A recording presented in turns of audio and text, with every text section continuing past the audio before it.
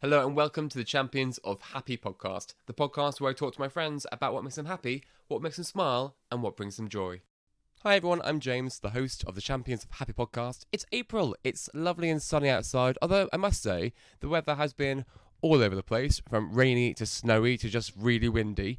You're not here for British weather talk, you're here for my guest. And speaking of, my guest is Daniel, the naked bartender, a professionally certified life coach and bartender. Daniel is a coach and facilitator for CEOs and organisations under the brand name Move Leadership. At the side of this, Daniel's created the Naked Bartender to bring his life coaching skills to the rest of the world, to help and show others the benefit of life coaching and self-development. Defining naked as being real, vulnerable and honest, he offers his life hacking skills that can benefit all through the mixing of cocktails and coaching, which to me sounds like the perfect mix. I love the idea of sitting down with a bartender with a drink and just, telling him my woes and him giving me the perfect advice. And that's essentially what it is. It's fun, it's light, and Daniel really provides these life tricks, hacks, techniques, tips, call it what you will, as really basic building blocks as to how you can look at a problem and how you can simply start to tackle it and take it on. It was a really interesting conversation with Daniel, and Daniel kind of asked me some questions that I wasn't necessarily prepared to answer, and it made me think, oh, actually, maybe I need a life coach. It was really fun. I love a cocktail. If anyone's buying me one, I will take a Long Island iced tea or a porn star martini, actually, with a shot of Prosecco on the side. Yes, so enjoy the episode. And remember, if you are enjoying these episodes, which I'm sure you are because you're still listening, be sure to follow us on Instagram, Facebook and Twitter for all the new updates about upcoming episodes. In the meantime, enjoy. Hello and welcome to the podcast, Daniel. Hello. Hello there, James. Nice to see you and hear you. Thank you very much for joining us today. So, Daniel, you are the naked bartender. And listeners, yes, he is naked. No, I kid. He's fully clothed. He's very respectful today. You are the naked bartender. Could you please give us an introduction to yourself, who you are? Remind me where in the world you are right now. So, I'm in Barcelona right now. This is the first year that I've decided to not put up with another German winter and actually do something for my own happiness, which felt like being in a place where there's sun makes me happy. So I'm in Barcelona. I'm originally from New York and have been living in Germany for the last 14 years. And you want to know what the Naked Bartender is. So my normal work is I coach CEOs and executives and work with their companies and their teams. So it's a lot around authentic leadership and how to create teams that thrive and not just survive and really can be in full trust and flow and openness with each other. And I've been doing that work, this facilitation and coaching work for about 11 years now. And over the COVID time, like many of us, I noticed that if we don't think about how to create a digital virtual presence for ourselves, we face becoming obsolete. And COVID made that super clear to me because overnight, all of my in-person workshops and offsites around the world were canceled. And I found myself really sitting there thinking, can I do my work virtually? First of all, is it even possible to get people into a space of deep vulnerability and openness and connection with each other virtually? And the answer to that is yes and no, depending on the content. One-on-one, I think it works super well. Like I coach a lot of my clients now only virtually, and I think that's fine. But group dynamics are different in a virtual context than in person. So I've been thinking about, what does that look like? What does my work look like virtually? What does my work also look like in terms of being able to scale beyond just, physical presence? And the other thing that I noticed is that coaching and self-development as a concept for most people on the planet, I think is something that feels very foreign and far away. And even if it feels interesting, like even if people have gotten to the point where they feel that working on yourself is a relevant topic for wherever you are in your lives, the idea of coaching is still very expensive and unaffordable. And so, here I am in this position where I have corporate clients who are paying for individuals to go through coaching journeys and work on themselves and transform the way that they view the world and view their own possibilities. But most people on the planet will never have access to that, not at least in the way that it's currently offered. And so the Naked Bartender was born out of an interest to think of how can I make coaching accessible and fun and entertaining and light and give people that first step into it that they might otherwise never have, by doing it in a way that is different than how it's usually offered. And I see a lot of coaching online and on social media that is just fantastic and amazing, but I do find that it's often kind of heavy, kind of serious, kind of dark, if not even a little bit scary. And there's good reason for that, right? Because coaching often unpacks a lot of, great possibilities, but also difficult truths that we have to get through. But I wanted to bring in a different flavor. And I thought, cocktails and that kind of either conversation you have with your bartender or conversation you have with friends over a few drinks, that's something that often brings us into great insights with people and great deep conversations. And what about combining the two? And so that's where the concept was born, of mixing together cocktails and coaching and doing it under this, sort of avatar of mine called the Naked Bartender. I don't normally record the episodes midday. It's normally in the evening or later. So normally I would have a drink, but it feels, and I would kill for a cocktail right now. But, it is only like 2:00. So I'll, try and I be don't respectful. judge. If you want to go make yourself a drink, by all means. I mean, we haven't got the time, but I wish I could kill for a Long Island right now. Honestly, I love the idea of being in like a smoky piano bar with like a bit of jazz playing in the background and just like telling my woes to the bartender, like you see in old time films. Exactly. This whole Naked Bartender thing for me is also an experiment, right? My usual work under Move Leadership, which is what it's called, I don't even have a social media presence for, right? There's a website, but for me, exploring how to actually land the idea that we actually can have really deep, profound conversations either with friends or even with strangers has been an exploration. And I think part of this idea of having a conversation with your bartender is opening up to somebody who doesn't know you at all and what that does to us, right? Very often we have more courage to say real truths to people who know nothing about us at all than people who know us. And I think that's in some ways also part of why coaching works, right? Is that our coach is often someone who doesn't have a deep presence in our day-to-day lives. And so through that, they can offer a kind of neutrality along with a bunch of other parts that make coaching so special, that allows us to hopefully, access more of ourselves and be more accountable for ourselves, also more authentic and creative than we might be if we're talking with, our best friends or our family. So you might be, I imagine you'll be able to answer this properly for me. What is the difference between being a therapist and being a life coach? Do they mirror each other? Are they the same or are they completely different? Yeah, that's a great question. And it's an important distinction. So the way that I understand and explain to all of my clients what the difference is that therapy is very often looking backwards into our lives and unpacking things that have already happened to us in order to be able to process them or learn from them or even move through and let go of their grip on us. And so that's why you often hear, the association that therapy is, looking back into childhood, for example, and figuring out what happened when we were kids. Coaching has a different stance, which is coaching is really looking at where are you today and where do you want to go tomorrow, right? So coaching is really looking at the present into the future. And coaching really takes on the stance, and this is at least, in the coaching training that I have, that you are not broken and therefore you don't need to be fixed, right? There's nothing wrong with you that needs to be kind of solved. It's more that sometimes in life we stumble across, blocks or barriers or blockages that prevent us from seeing how naturally creative and resourceful and whole we actually are. And so I think, when you put that together, there is a difference, right? That therapy often is looking at kind of, fixing what's broken and trying to kind of understand why something keeps happening to us. And coaching is more taking on the stance that, you're great just the way you are. Sometimes we just need a little bit of a pickup to remind ourselves of that. In the end, I think both complement each other super well, right? So it's not that, one is better than the other. I think for certain challenges in our lives, coaching just is not equipped and not the appropriate place to explore that. And therapy absolutely is, right? And there's very clear lines when, a topic starts to get to a point where I would have to say, this isn't really appropriate for coaching anymore.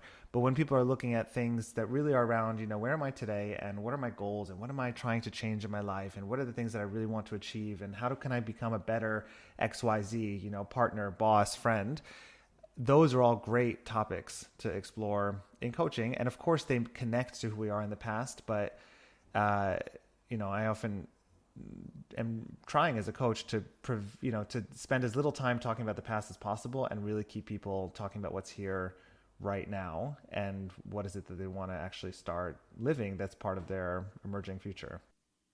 Cool. Thank you for that. Yeah, before I was doing my prep for this talk, and I was like, I got stumbled. I was like, is there a difference? What is the difference? And I got the opportunity to ask you. So we are going to go into your past a bit more to find out a bit more about your future. I mean, this isn't therapy, obviously, but look what I did there. I'm listening. He's very clever. Thank you.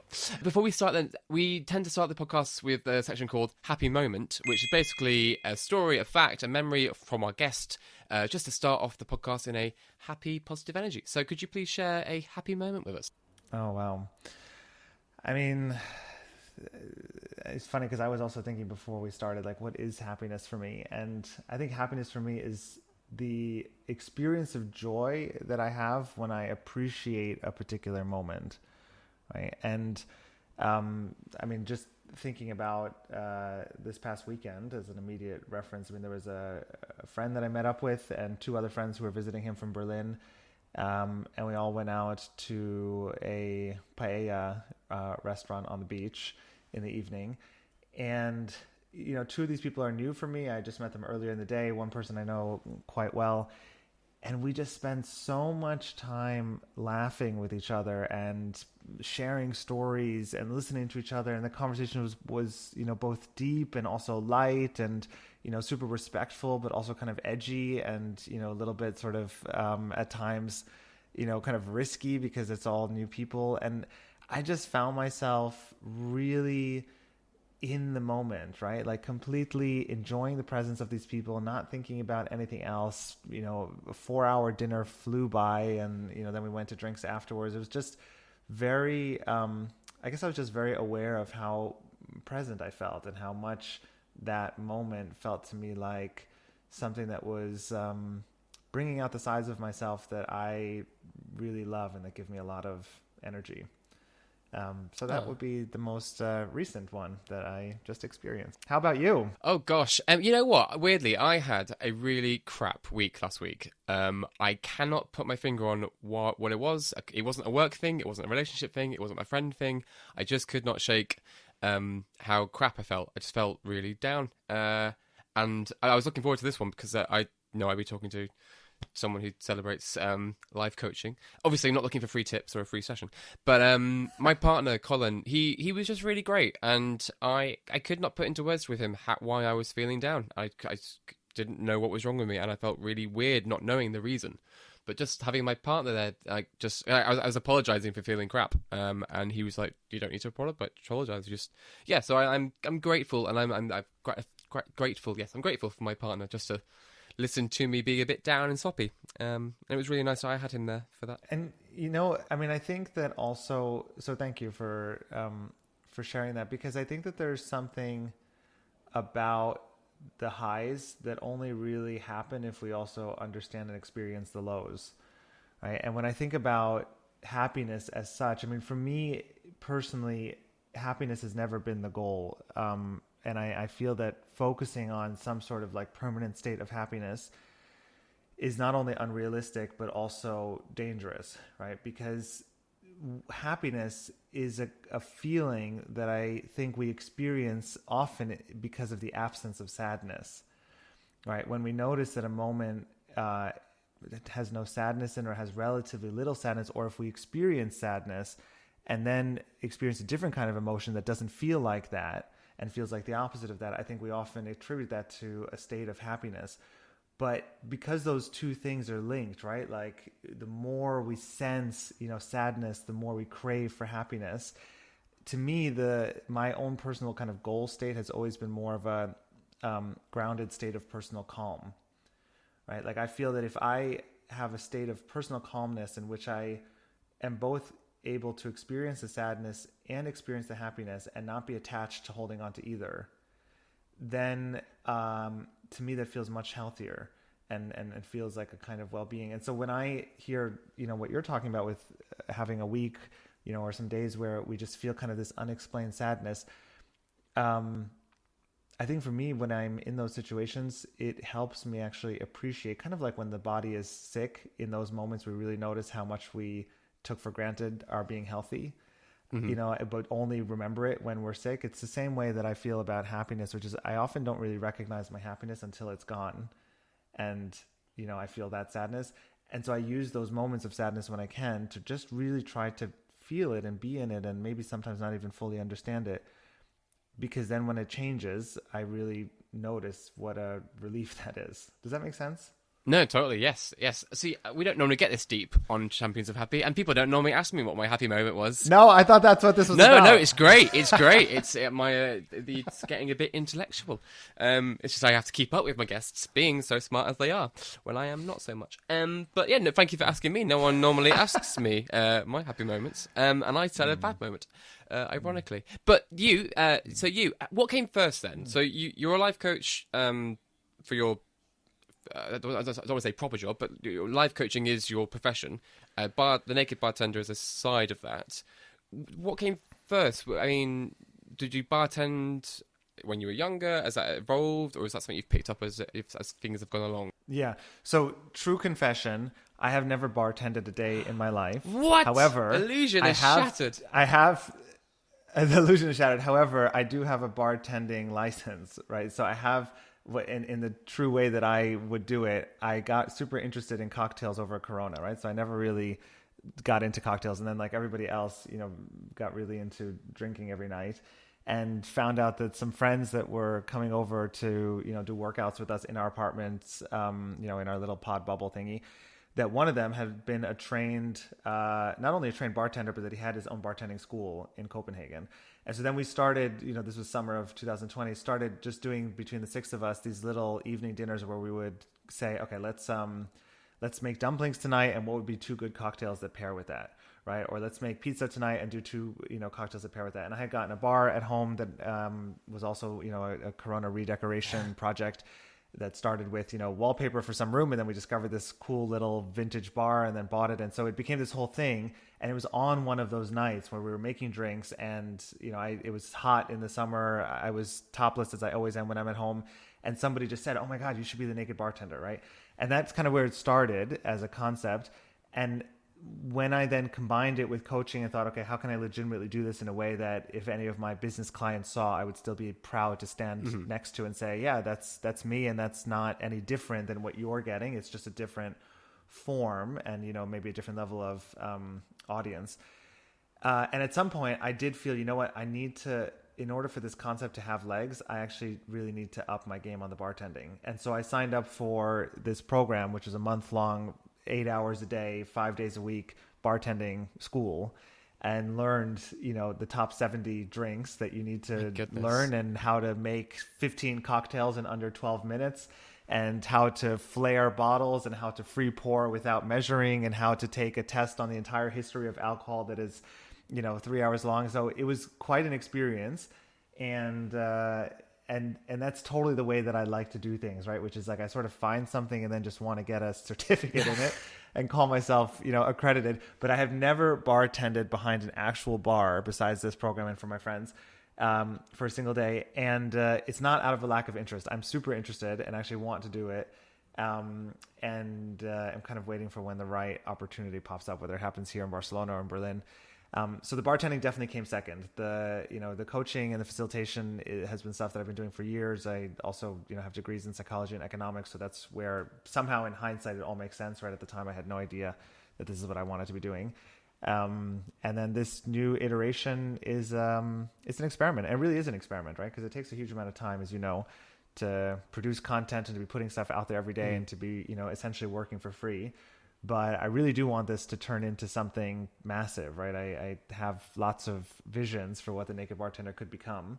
And these 2 years right now that I'm in are kind of the experiment and time and money investment into seeing whether it's possible and whether I can kind of create this alternative version of how to help people get into a more healthy and sustainable mindset, whether it's at work or in their day-to-day lives.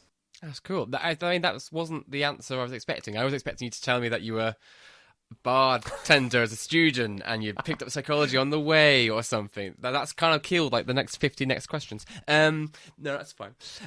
So what is your favorite cocktail to make, and what's what cocktail is the most faff and hassle to make?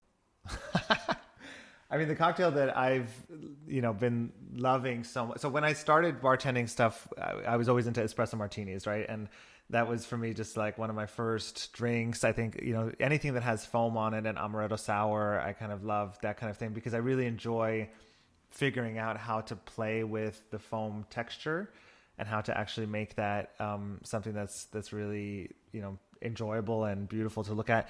I think more recently what has been a total discovery for me is anything that has whiskey in it, right? So I remember when I in Berlin had this British from Manchester, that's where I'm from, barber, and he always used to, is that where you're from? Yeah.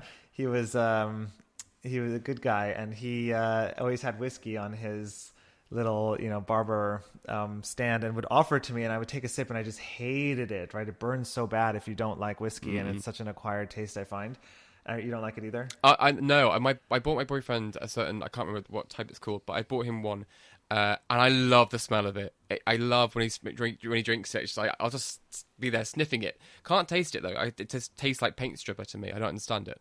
But I know some people love it, really some intense. people don't love it. Yeah. I mean, I think it's some, and also there is an acquired element to it, right? Like through this bartending school, I started to understand how to appreciate it, started to understand why it would be smoky, started to understand the intensity of it and how to even think about, the different notes and scents and barrels and wherever it comes from, and how that region or soil plays into it. But I didn't know any of that. So then I was just drinking it and getting struck and hit by the intensity of the alcohol in it.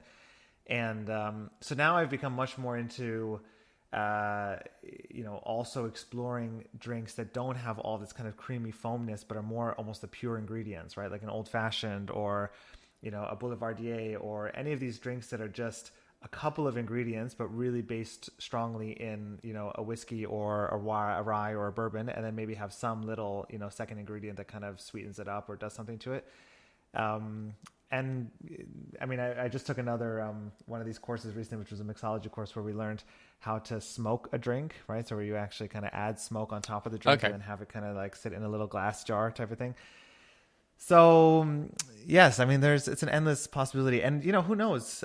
Maybe one day I will live your, expectation of my answer in reverse, which is I'll become a full-time bartender and let go completely of this coaching stuff. And there is some part of me that loves that idea of just, signing up for a Club Med bartending job for 6 months and just being there on the beach, making drinks for all the customers. I mean, I think I would love that. And I would love the idea, and this is also, one of these future dreams if the Naked Bartender works out, I would love to open up a speakeasy where every bartender is a trained coach. And when you order your drink, it's up to you where you take the conversation. But that whole thing that you just said never happens anymore actually would be encouraged to happen. And if you want to go there, your bartender is equipped to actually go there, right? And to have that level of exploration and conversation, which, at the end of the day is just a skill set of how do you listen and how do you reframe back and how do you reflect what you hear and ask good questions. So you briefly mentioned it before when we were talking about therapy and life coaching, but say I'm a complete dummy, and I'm coming to you and I'm saying, what is a life coach? So I describe a life coach as someone who asks you stupid questions and listens to your brilliant answers. Oh, okay. Well, I've got plenty of stupid questions, so... You are so typically self-deprecating in your Britishness. Ta-da. I think, ta-da, here I am. So, I think that at its core, in the simplified way that I'm describing, that helps people understand, what the process looks like. The kind of coaching that I do, which, is a particular school of coaching called co-active coaching, involves a lot of both of us. Right. So, of course, you are the topic bringer, right? And the entire thing is about you and focused on you and in service of your growth and development. And what I'm doing is partially asking questions, right? And asking, hopefully, good questions that allow you to think about things in a different way. but I'm also playing back a lot of what I hear. I'm also mirroring things that you're saying. I'm also pointing out tensions or potential, conflicts between one thing that you've said here and another thing that you've said there. Very often I'm tapping into my own intuition and feeling what you're saying, right? And saying, that feels really uncomfortable, or feels really heavy, or makes me feel really sad, or I can feel how rushed you are right now, or I can feel what a sense of, importance this has for you, right? So I'm helping through my own kind of sensing in my own body, allow you to see things and perhaps focus things in a different way than you normally would if you were just thinking about it on your own.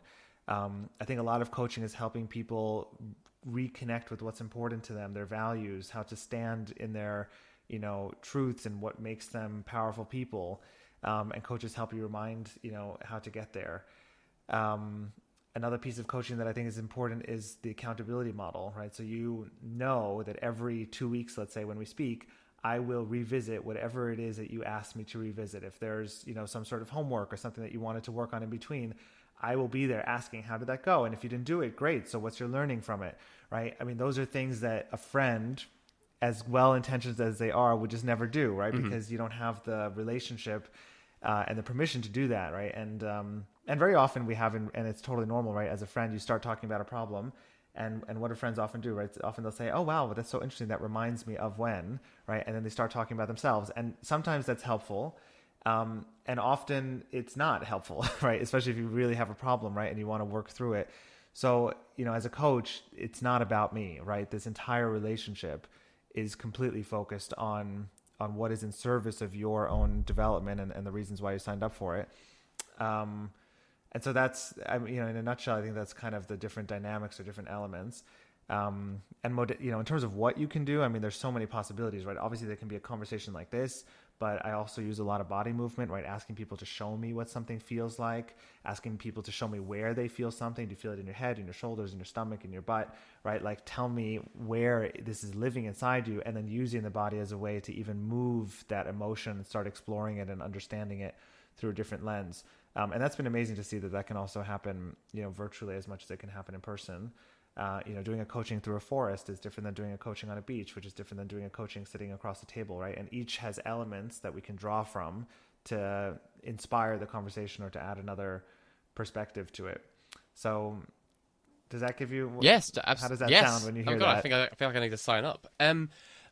What have you not done any coaching before? I've never done any sort of life coaching before. The weird thing is I've been asked, not a lot, but a few since I've started the podcast, and I'm on various websites when I look for guests, and I've had a few people come to me who claim to be life coaches, but then you look a little deeper into their profile and into their information, and it just seems quite patchy. So I'm always been a bit on the, and again, quintessentially British, on the fence about this kind of thing. But obviously when I saw your profile, it all made sense, and I was like, I like this guy.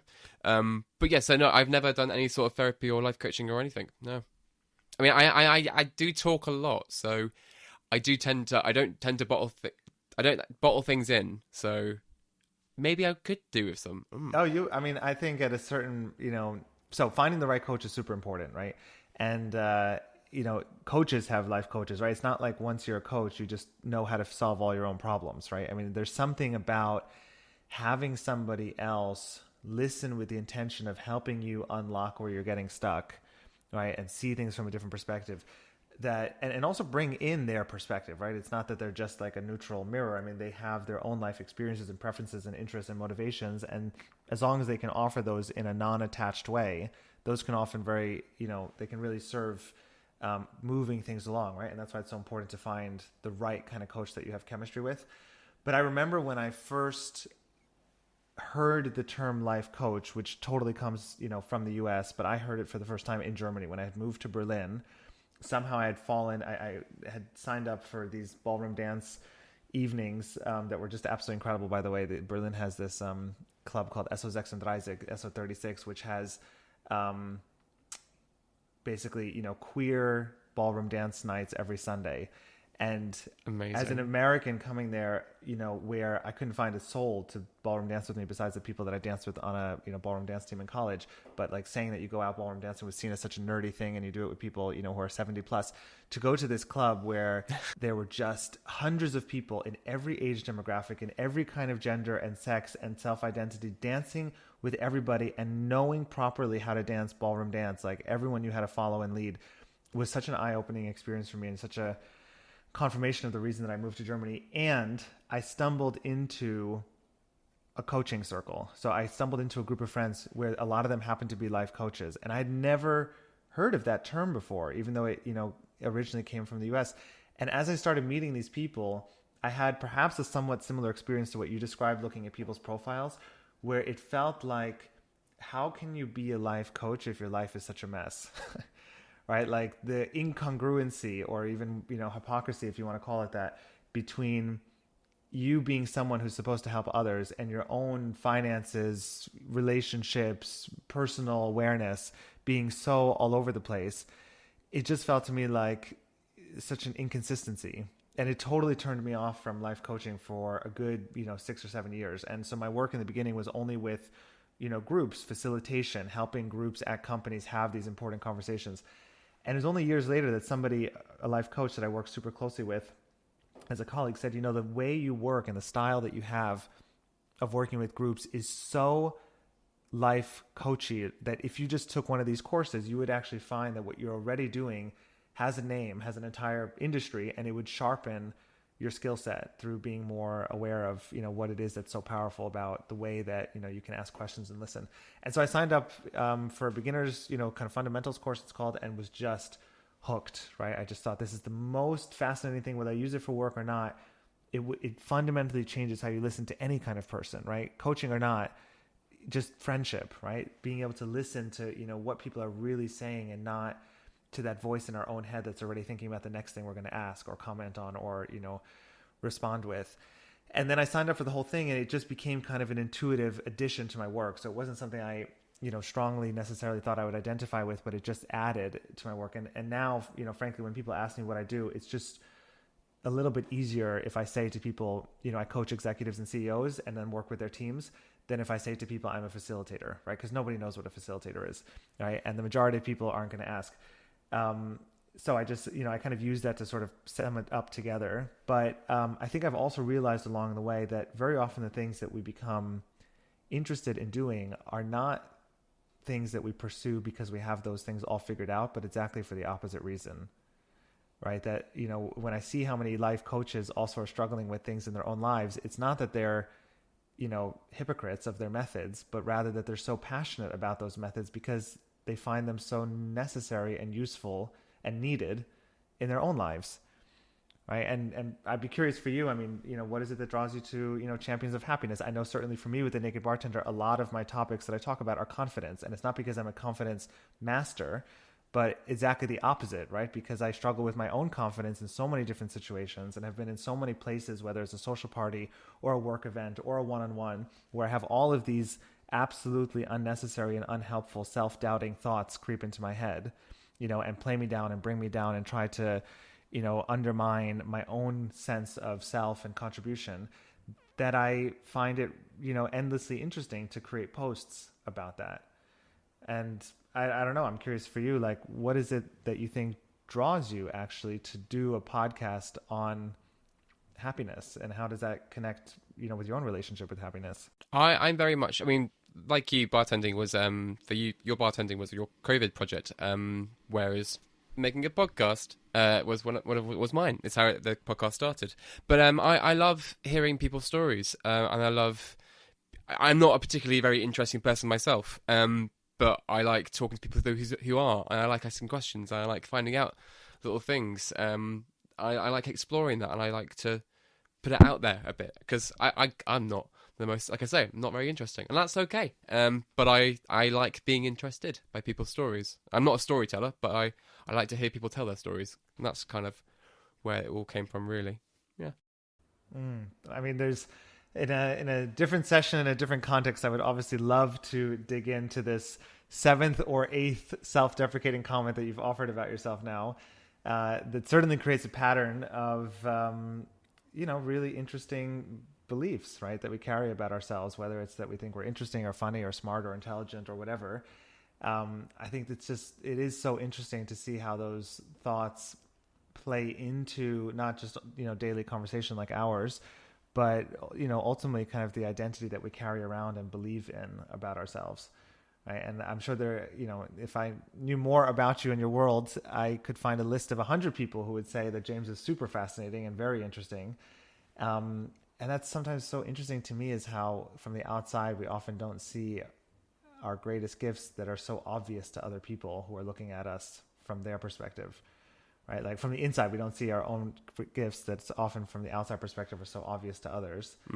And that's why I love that you're doing this, right? Because I think sometimes through sharing these kinds of stories and exchanges, even as you're saying it, right? Like finding someone else interesting, you finding me interesting, is a kind of external validation of something that, in many ways sort of is helpful to hear for any human being, because we so often otherwise walk around with our own inner dialogue that says something else, right? That says, I'm not interesting, or people don't see me, or I'm not really valuable, or what am I contributing, right? And to get that kind of connection with somebody from the outside world who just says, no, actually you are, right? Or if nothing else, you are interesting to me, right?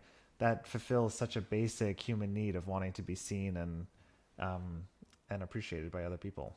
Oh gosh. So I think you're very interesting. And Thank I think you the very fact much. that you're doing this podcast is says so much more about who you are than perhaps what you let on. Oh, I knew you'd be a good one. I knew. I've got all the lovely feels now. I guess on that, when you do virtual and you do in real life sessions, do you find people from different places in the world react differently to the sessions? So we're talking about the naked bartender now, not coaching, right? Or are we talking about both? I guess they interlink. I assume you have clients from all across the world, I imagine. Yeah. So I mean, I think when it comes to business work, business challenges, we're at a place in the world right now where we see that a lot of the ways that businesses have been run, the management styles, the leadership styles that people have used, are kind of crashing in on themselves, right? And many of the more hierarchical, you do this because I said so, you work 18 hours a day because there's a carrot at the end of the stick, that is just being massively challenged all over the world. Some cultures more than others. It's certainly something that we see a lot in Europe and the US, where there's among younger people such a strong desire for work to be fulfilling and to be purpose driven and to feel fair and to be respecting of our values.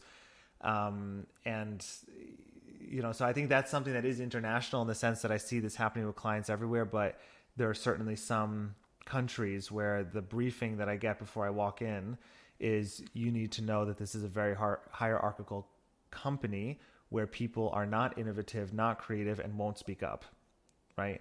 And your challenge is to get them to do all of that, right? Now, I think that some of that, and that's different than in other companies, or even, potentially linked to countries where that might be the briefing, but there's a strong sense of, and people really do want to open up, right? Like they really are ready for it, or they need it. I was just working with a client last week in Germany where, for it's a very hierarchical organization. It's a consulting company. And for many years, it just worked that people were spoken to in an incredibly rude way, were expected to be, resources and not humans, were, giving up massive amounts of their lives, working every day from 8 a.m. until 3 p.m. and doing that endlessly without any gratitude or appreciation and finally, because people really do start to feel, I think nowadays, like they have choice, this particular, company started really noticing that the level of, attrition, right? People leaving the company, and the level of, super high attrition and very low engagement, right? And nobody wanted to join in the future, and actually no females involved, right? Like they were having real difficulty having any kind of gender diversity. And it just finally clicked for them that if we keep doing what we're doing, it's not going to work, right? Like something needs to change. And so I think for a lot of companies and for a lot of people, there's this recognition now that kind of what used to work and got us to where we are today is not going to be what we need to get us where we want to go to tomorrow. And And I think that is universal. I think that's something that at any point in our lives, we start to realize that we have to keep changing our kind of the way that we show up. Otherwise, if we just keep doing what we've always done, it doesn't just keep working, right? At some point, you kind of have to revisit what are the current challenges and see if the strategies that we've had in the past are still helpful for the challenges that we have right now. And in that sense, I think that, coaching in some way is the same thing, just at an individual level, right? Like you can get coaching, to accompany your entire lives, but typically coaching has more of like a, sort of peaks and valleys type of approach, right? There's certain times in your life where having a coach is super helpful. And then often you go through that journey. For me, it's usually working with someone for 6 months, maybe a year max. And then they kind of say, you know what, that's great. Now let me go out into the world and apply all this, right? And hopefully while you're being coached anyway, you're applying it, but let me go out and apply it without having a coach that's holding me accountable and, checking in on me every 2 weeks. And then you go out and you find what worked and what didn't work, right? Like even for me, when I was learning coaching, that was like a super intense time period of learning. And then after that, I felt like I don't want to learn a new thing for another 3 years, right? I just want to now give energy out and try this out and see how the world responds. And then slowly, right, like the appetite increases because something changes and you start noticing, okay, I think I'm ready for like tackling the next challenge, or I'm ready to up my game, or I'm ready to develop myself in a new way. And for me, the next like biggest education thing that I'd done was then the bartending school, right? Which was like in the middle of a full-time, working life, to take out a month of, basically 8 a.m. until 6 p.m. and doing that nonstop, and then studying every night for these crazy tests that happened every single day, which I just had no idea was part of the program. That was intense, right? And then after I finished that, I was like, there's no way that I want to go back and learn anything else right now, right? I just want to pause and kind of absorb and use it, and then wait until the next thing happens. And I think that's true for all people, right? We're just constantly in this sort of like, fast forward, then slow down, then reflect, see what's happening, recollect, and then sort of get ready for the next thing. And in those moments of reflection and getting ready for the next thing and figuring out what you need that's new, that's where having a coach can be really amazing, whether it's for an individual or a group or a whole company. You touched on it very briefly before when I think you mentioned something like how life coaches have their own coaches. From an outsider perspective, I look at your Instagram feed for the Naked Bartender, and you give out these fantastic tricks and tips and techniques on how to improve your life in small ways, and which can really build up to really making a difference. Do the practices you teach, do they work for you, or because looking outside in, it looks like you've got everything all together. Like I look to you and I think, oh God, his brain must be like on it and proper and happy.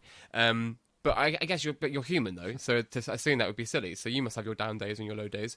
What you teach, does that work for you, or do you have to do something different outside of what you teach?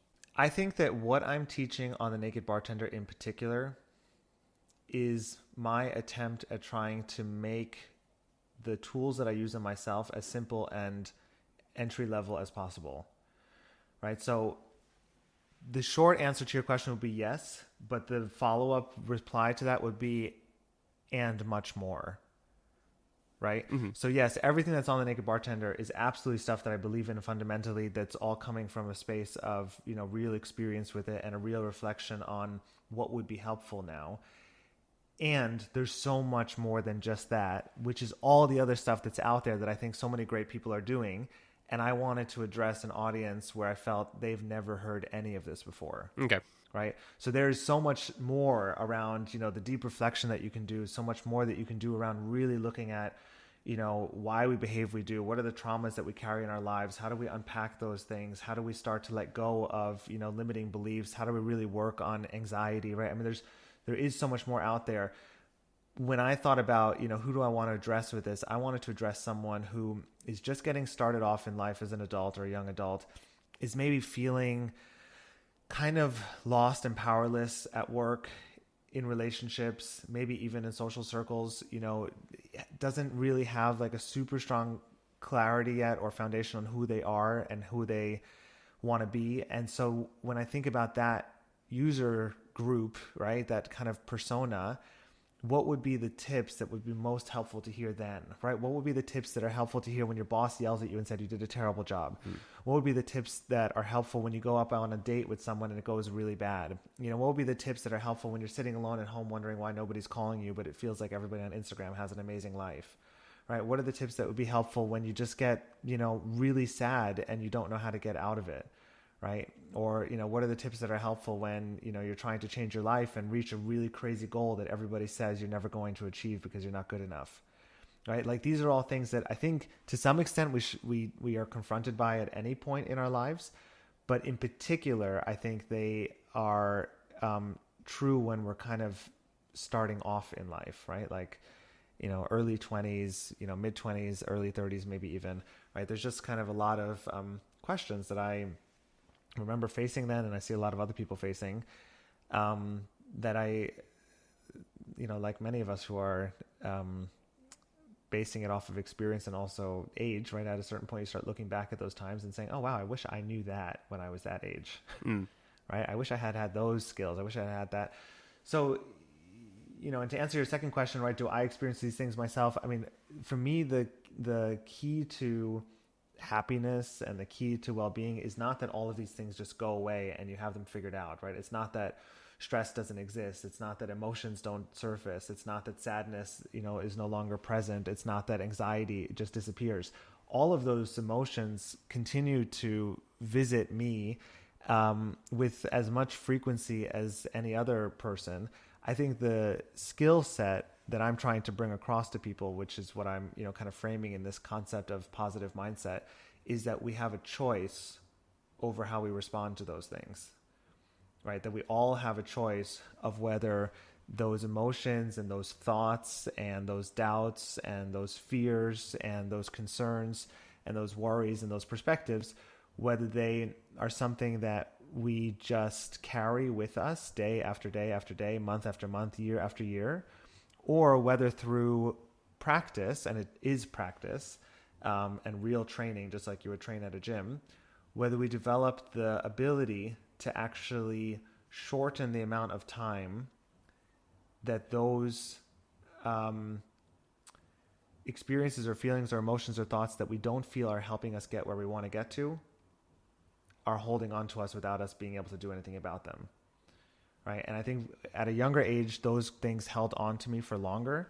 And as I get older and adopt and use all these skills, like the ones that I'm talking about in the Naked Bartender, it's about noticing, there you are, right? There's that emotion, or there's that unhelpful thought again, or there's that, self kind of doubting confidence blow again, and shortening the amount of time that it has a grip on me without me being able to do anything about it.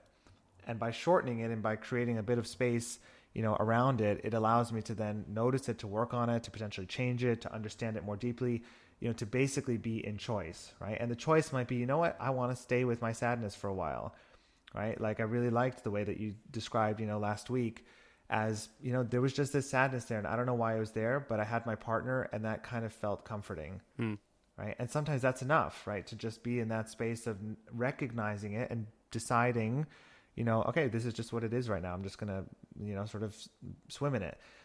And other times it's helpful to actually know, how to change it and not get, sort of totally stuck in it.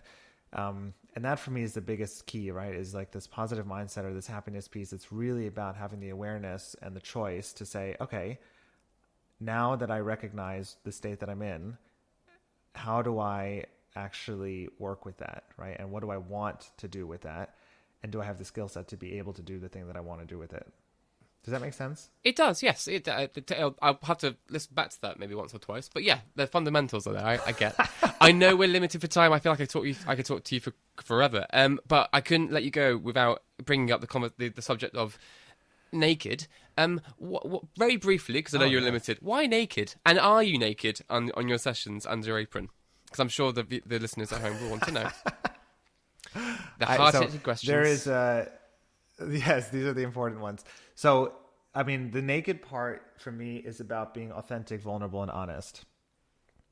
Right? That's what the naked part for me is about. Mm-hmm. The Naked Bartender is about stripping back the layers, the masks, the protection that we all wear to keep ourselves from connecting with each other and from having real conversations and from getting to know each other, right? So for, the first iteration of the Naked Bartender, I stood there, topless and wearing an apron. And for some episodes, like there's a little reel out there called Why Naked? I actually am naked under the apron, but that makes the whole point, which is that it's not about, physical nakedness, right? This is about soulful nakedness in a way, right? Like really exposing ourselves and just showing up as the full human beings that we are. And what I've noticed, which has been interesting to learn, right, and this has really been a learning journey for me, is that actually a lot of people have difficulty focusing on what I'm saying if I'm standing topless. Sure. Right? I can kind of see that. Yeah. I've gotten that feedback from a lot of people, just you standing there, I'm, staring at your boobs and not your words, right? And so I was like, okay, this is fascinating, right? I thought the naked part of standing there topless would almost be a symbol for what I'm, standing for and what I'm representing. But in the more recent posts, which you'll notice, if you take a look at it again, I'm starting to introduce more clothed pictures, and that is actually the direction that I'll move in. I'll keep the name The Naked Bartender because I think, in a way, having people see the Naked Bartender as a concept and then see me naked or topless kind of almost closes the question for them, right? Like, why are you naked? Oh, you're topless. If I continue to hold a name, which I will, and I'm standing there with clothes on, making cocktails and talking about, coaching and lifestyle and life mindset, then I think it actually begs the question of, wait, why are you called the Naked Bartender, right? If you're not topless. And then I can answer exactly what you just asked me, which is the whole point of this is to have these real, honest, vulnerable conversations.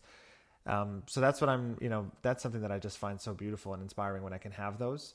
And I love that the Naked Bartender, as a platform, as an idea, can potentially be a place where I can have more of those with people, like this one with you, which has really felt very real and authentic. Oh, good. I'm glad. I've had a lovely time. I wish I could stay with you longer, but I know you've got to go.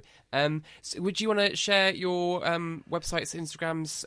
How can people find you, Daniel? Yes, sure. Yeah. So on Instagram, it's just the profile name is The Naked Bartender, just spelled out like that. The website is the same, The Naked Bartender, but it has dashes in between each word. I also am experimenting on Twitter, and it's the same name on there.